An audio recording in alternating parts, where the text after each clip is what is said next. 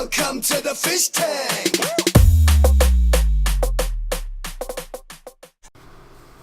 Hey everybody, Fishman here.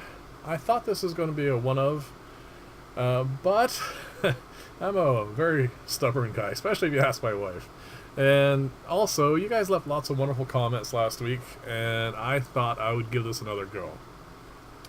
The problem with this design, as near as I can tell, is there's a number of bottlenecks, as I'm pointing out here with my fingers. And what I'm going to have to do is try and eliminate as many of those as possible. The major one, I think, is going to be this bottom plus or X, whatever you want to call it. I'm going to have to put that back in the milling machine, and I'm going to have to make that more deep. Also, that piece of plastic I just put across there, those are two more connectors, and that's just two more things the water has to go through. So what I'm going to do here is I'm going to, after I'm done milling at the bottom, is I'm going to put this on the lathe, and I'm going to directly attach the pump to this fitting. So that way there's less. The biggest concern I have is this small hose. As you can see, it is definitely the smallest part that this has to go through. And also the problem with that is it's also fairly lengthy. And if we're going to have any problems, it's going to be with that. Now this thing here is a device I put together a little while ago while I was toying around with the concept of biopellet reactors. I didn't really care for them, so instead of having to build a whole new thing, I am just going to repurpose this. So I'm going to cut the two ends off, and I'm going to use the return for it, and we're just going to clean it all up and make it work as best as possible. So I've cut off the two ends. And what I'm going to do now is whenever you use methylene chloride and you glue acrylic to each other or weld, it does kind of weaken a little bit of the material there. So what I'm going to do is I'm just going to put it quickly in the lathe and just lightly trim that off. And because there's such a large gap or distance between the two things here, you have to do it really slowly. So the ends are off now. I've cleaned it all up.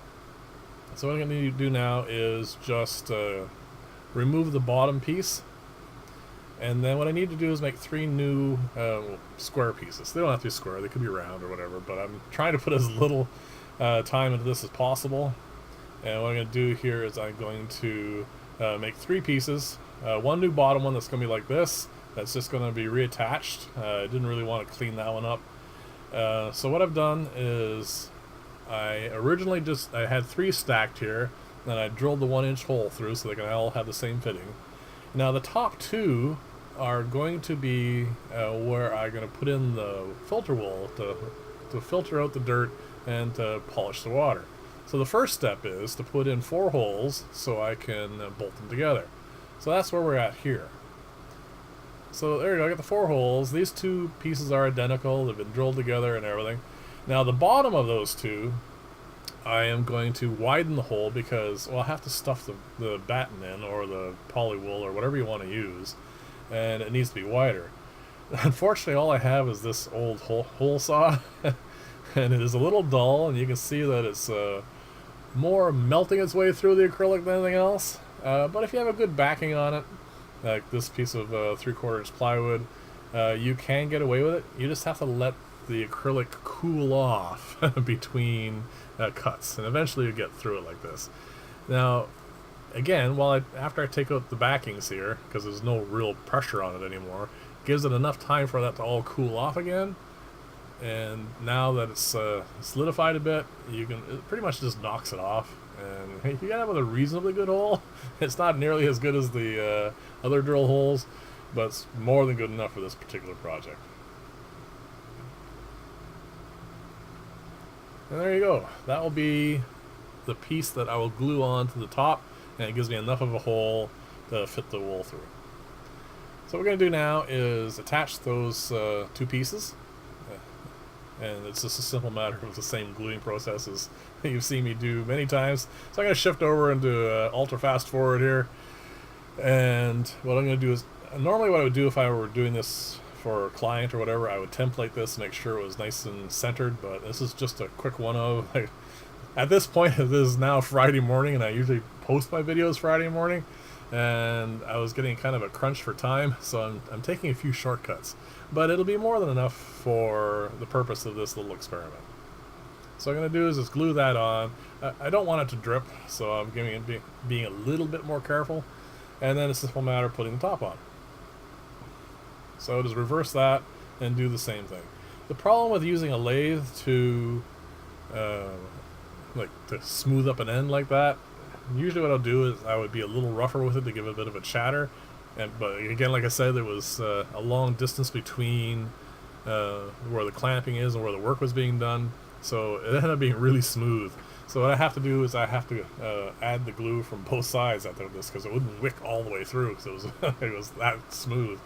So what I'm going to do here is, after I'm done the initial outside glue, I'm just going to I'm going to put little drips. If you'll watch closely here, I'm going to put a drop there, and I'm going to let it smooth out, and then I'm going to turn it, and that way it spreads through the inside as well. Not really necessary, like I said, for this kind of build, but I just wanted to make sure it didn't leak. So now, after I'm done that, it's just a matter of attaching the old YouTube or return, whatever you want to call it, and what I'll do is re-silicone that on. Because this is on the bottom, I'm definitely going to silicone this because, well, I don't want it pouring out the bottom. So what I'm going to do here is I'm going to show you a little trick. You notice that it's kind of a bit of a gap between where this attachment's going to happen and where the cap has to go on. So all you do is you take a piece of half-inch pipe, you stick it in the fitting, wedge it in nice and tight, and then you can screw it on quite easily. I do this a lot when I'm putting on fittings in tanks, like the deeper ones, because your arms can't reach all the way from the bottom of a tank to the top of a tank.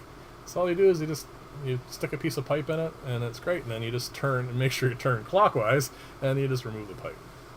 The only problem is you can't really smooth the bead out on the inside when it comes to something like this. Your fingers aren't going to fit in that. So here we go, we're getting pretty close to the end of this now. All I need to do is clean it up, get the top fitting here. Like, I'm using a lot of material that I don't really want to use or to waste, so I'm not gluing any of this. So I'm probably going to get a bit of a drip on this, but I'm not too worried about that. I just don't want it pouring out. So what I'm going to do here is, these two are going to be joined together, and then I'm going to bolt them on. All you need to do is put a little bit of bead of silicone along the inside of that, and it's very easy. So here's the final bottom. I thought I'd show you this little piece here. You can see I've widened the hole. Now all I need to do is use a boring bar just to slightly widen that hole. And the problem here is, if I mess this up, this is a lot of work that went into this one teeny little bushing, so I'm going to be very careful with this, and I'm definitely not going to show you the whole thing because it probably took about 20 minutes, half hour, but I just wanted to show you the gap on the bottom and I'll say the machining part to get the hole wider. The neat thing about this is, because this piece was built on this machine, the lathe, you can see how even though I took it off and did some work with it and put it back on, you see how true it spins. It's actually really kind of neat that way. So here we go. Got that done. That part's done as well. Now all I need to do is fit all these pieces together. So first I'm going to do is, this is going to be my polishing material, filter material, whatever you want to call it. I'm just going to roll it all up, and I'm going to stuff it down the tube. And because the hole in the top part is a lot wider, it just fits in really quite nicely. And I'm just going to stuff it, make sure it's nice and even, so there aren't any gaps where the water can get by. And then it's just a simple matter of bolting the top part on. Now, I'm not showing you doing the silicone here, because believe it or not, originally when I was doing this, I figured it would just drip. I wouldn't have to put the silicone to keep it from... It didn't drip. It kind of gushed out, so I went back and I put the silicone on. But again, like I said, this is like 9 o'clock this morning by this point, and I just wanted to get this done so I could get the video up, and I wanted to see if it would work.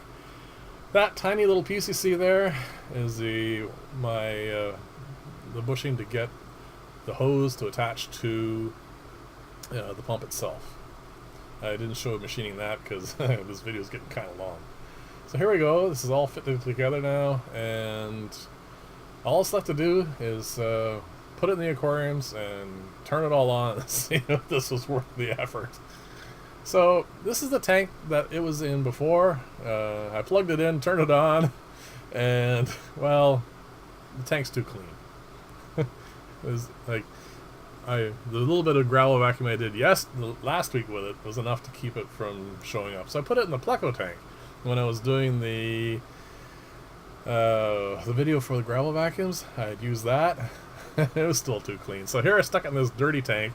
This is at the bottom. I've just done my big fish move for the fall, and this tank's been laying empty for about a week now. So it had a bit of mulm that's gathered up, and I thought I would try it on that.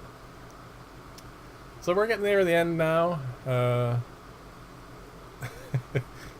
This build is done. I think I'm actually done with this build.